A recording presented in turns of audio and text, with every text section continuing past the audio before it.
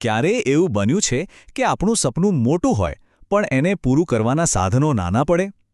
આજે આપણે એક એવા જ સંગીતકારની વાત કરવાના છીએ જેણે જ્યારે આવું થયું ત્યારે હાર ન માની, પણ કંઈક એવું કર્યું કે સંગીતની દુનિયા જ બદલાઈ ગઈ. જુઓ, આ ચાર્ટ શું કહે છે? અમુક સંગીતના વાદ્યો જેમ કે હાર્મોનિયમ કે તબલા ખૂબ જ લોકપ્રિય છે. લોકો એ જ શીખવાનું પસંદ કરે છે. પણ જ્યારે કોઈ કલાકાર આ જાણીતો રસ્તો છોડીને કોઈ અલગ જ દિશામાં જાય ત્યારે શું થાય? ચાલો આજે એક એવા જ કલાકારની સફર પર નીકળીએ. તો આ વાર્તાના નાયક છે મોહન.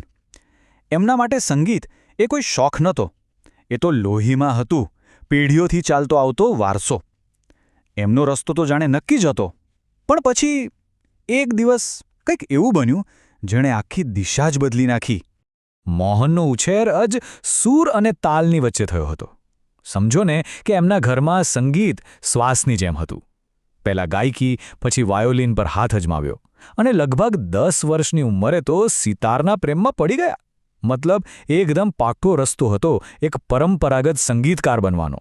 અને પછી એક દિવસ એમના ઘરે એક જર્મન મહેમાન આવ્યા અને પોતાની સાથે લાવ્યા હતા એક ગિટાર.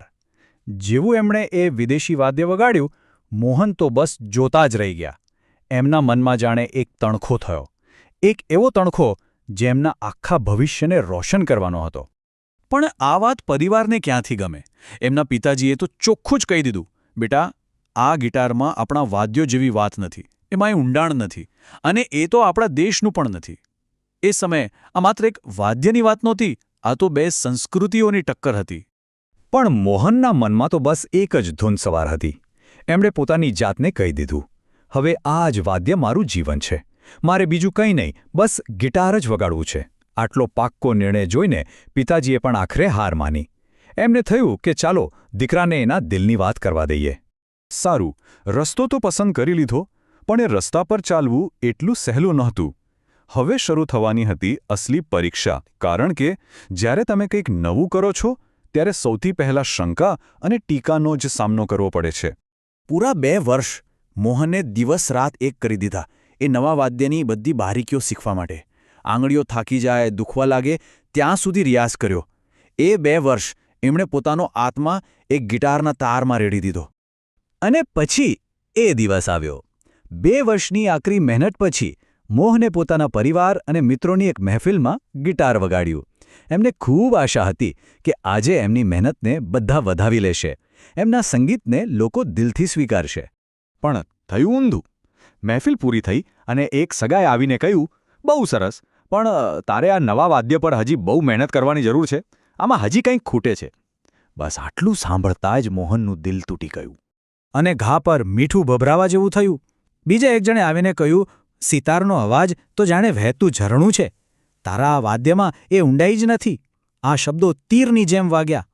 એમને લાગ્યું કે કદાચ લોકો સાચા છે. કદાચ એમનું વાદ્ય ખરેખર અધૂરું છે. વિચારી તો જુઓ, એમના પર શું વીતી હશે. 2 વર્ષની તપસ્યા અને પરિણામ શૂન્ય.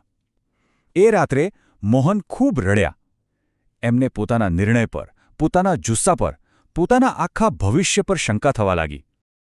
પણ કહેવાય છે ને કે રાત ગમે તેટલી અંધારી હોય, સવાર જરૂર થાય છે. અને સાચો કલાકાર હારમાંથી જ જીતનો રસ્તો શોધી કાઢે છે. મોહન માટે આ નિરાશાની રાત જ એક નવા સૂરજની શરૂઆત બનવાની હતી. આપણી સાથે પણ ક્યારેક આવું થાય છે ખરું ને? આપણી કલ્પના બહુ મોટી હોય પણ એને હકીકતમાં બદલવા માટેના સાધનો ઓછા પડે. ત્યારે શું કરવાનું? હાર માની લેવાની કે પછી સાધનોને જ બદલી નાખવાના? મોહને બીજો રસ્તો પસંદ કર્યો. અને એ જ વખતે એમના મનમાં એક વિચાર ઝબક્યો. એમણે વિચાર્યું, હું ગિટાર નહીં છોડું, પણ હું કંઈક એવું બનાવીશ જેમાં અવાજ અને સૂર તો પશ્ચિમી ગિટારનો હોય, પણ એને ભારતીય વીણાની જેમ વગાડી શકાય. આ કોઈ નાનો સૂનો વિચાર નહોતો, આ એક ક્રાંતિ હતી. મતલબ કે પશ્ચિમી ગિટારનો આધુનિક અવાજ અને સૂર, અને એની સાથે ભારતીય વીણાની વગાડવાની શૈલી અને તકનીકનું મિશ્રણ. પૂર્વ અને પશ્ચિમનું આવું અનોખું મિલન એક એવું વાદ્ય બનવા જઈ રહ્યું હતું જેની કોઈએ કલ્પના પણ નહોતી કરી. અને બસ અહીંથી વાર્તાનો સુવર્ણકાળ શરૂ થાય છે. ટીકા અને નિરાશાના અંધકારમાંથી હવે વિજયનો સૂરજ ઉગવાનો હતો. આ જુઓ, આ છે એ સપનાનું સાકાર સ્વરૂપ.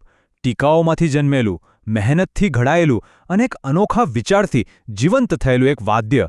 આ અનોખા વાદ્યને નામ મળ્યું મોહન વીણા. આ કોઈ સામાન્ય ગિટાર નહોતું. આ એક નવો આવિષ્કાર હતો. એક એવું વાદ્ય જે પશ્ચિમી ગિટારના શરીરમાં ભારતીય વાદ્યોની આત્મા, તકનીક અને ધ્વનિને સમાવીને બન્યું હતું. અને આ નવા વાદ્યની સાથે જ દુનિયાએ પણ મોહનને એક નવી ઓળખ આપી.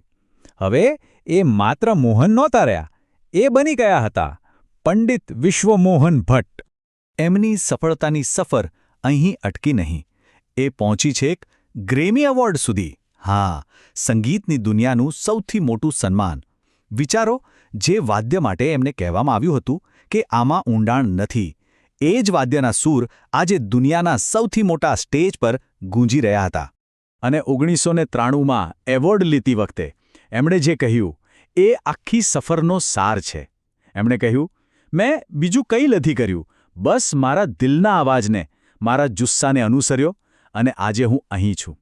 કેટલી મોટી વાત છે આ! મોહનની આ વાર્તા આપણને ઘણું શીખવે છે.